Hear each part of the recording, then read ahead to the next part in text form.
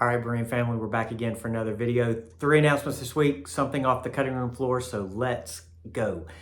Announcement number 1, let's talk elders. So our family meeting that we had a month ago, back in August, we made the announcements that Cronin Conell and Calvin Jenkins, that our elders were recommending to the church body that these two brothers be added to our elders. We have continued to work through this process with them. We're so excited, but here's what we're asking in the days ahead. So one of the things that came out of that meeting was, if there's any concern, if there's any questions, any hesitations that you would have to either of these men serving in that regard, that now is the time that you need to find myself or one of the other sitting elders to discuss that with them privately.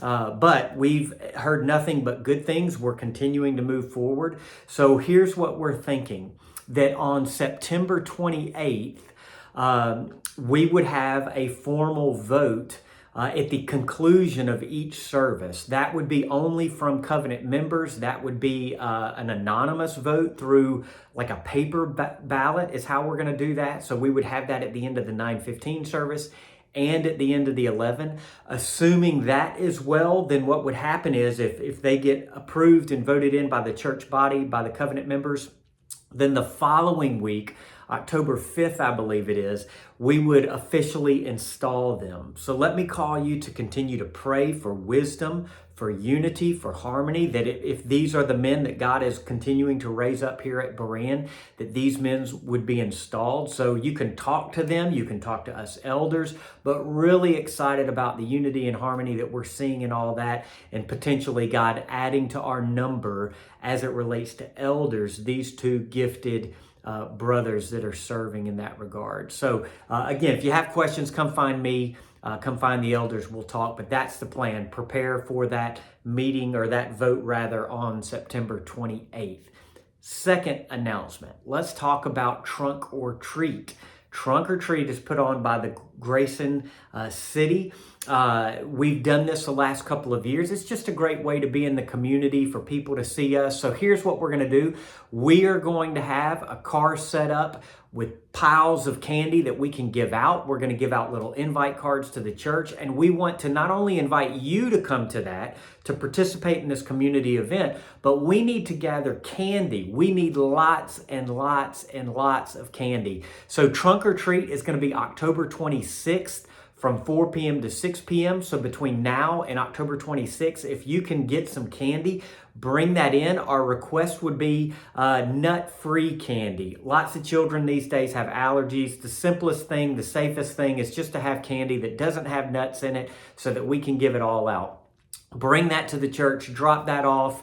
Jenny Haney, I'm sure, will have something in our Connect Center bins that you can drop that candy off in. So excited to participate. Consider this your invitation to be a part of that, but we need candy. So if you can bring some of that, that would be a great thing. That's announcement number 2.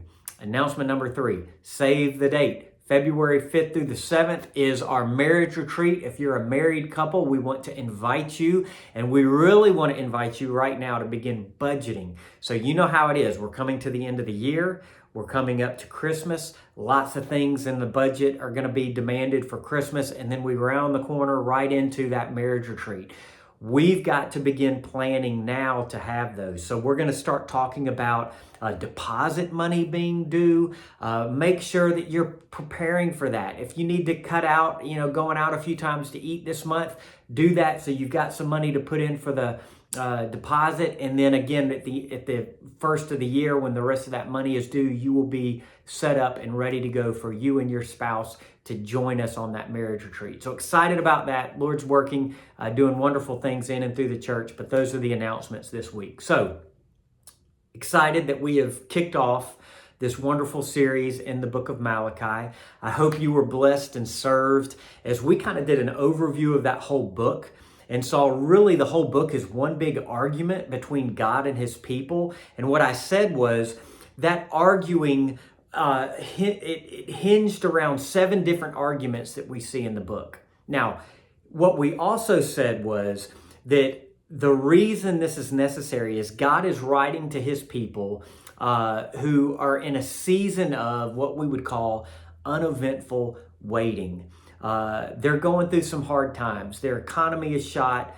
They don't have the political unrest that's there, all the struggles that they're having. They're this kind of ragtag little group that's under the Persian Empire, the Persian thumb, and they're looking around and they're just struggling to see, God, what are you doing? Like, you've forgotten us, you've neglected us in all of these things. And so Malachi is written to address all of those things that are going on. But here's what can be a kind of encouragement to us. If you take those 7 arguments that are given in the book and you kind of turn those upside down and present them positively, what you have is what I would call a kind of recipe for what do we do in those seasons of life that we're really struggling. We're struggling to see God's love for us. We're struggling to see what He's doing. We're struggling in all of the waiting, this uneventful waiting. We keep hearing about these promises that are coming, but it just seems like God is not doing anything. Nothing's happening with my life. I'm disappointed. All these frustrations that life sometimes build. If you take those 7 arguments and you turn them on their head, and then you say, here's what the Lord wants us to focus on in those seasons, I think it gives you something rather intriguing to consider. So number 1, the first argument that we're actually going to see this week is an argument on love, that God is saying to His people, I love you.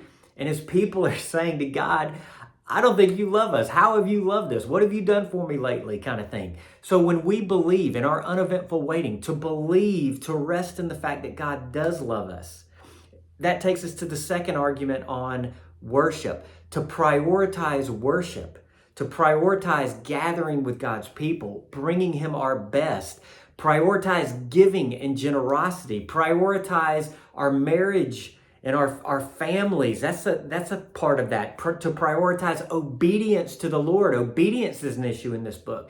And then where he talks about justice in regards to how we treat others and our business dealings and truth telling and these kinds of things. And what you begin to see is these are unspectacular things that the Lord is bringing up. They begin to have this argument on, but it's just simple everyday Christianity. So, Christian friend, dear brother or sister, in your uneventful waiting, in your seasons of life that you struggle to see what the Lord is doing, know that God loves you. Prioritize coming to worship. Prioritize your giving and your generosity. Prioritize obedience that you have to the Lord. Prioritize your marriage and family. All of these things are just simple ways that the Lord would be honored in us, through us, as we continue to seek Him as we wait for those promises to come. So church family, I hope that encourages you. I hope that blesses you this week. If you've ever struggled in feeling like God doesn't love you, you struggle to really feel like He's there, that He cares, that He sees you in your need, come this Sunday. Such a great word from Malachi chapter 1, verses 1 through 5.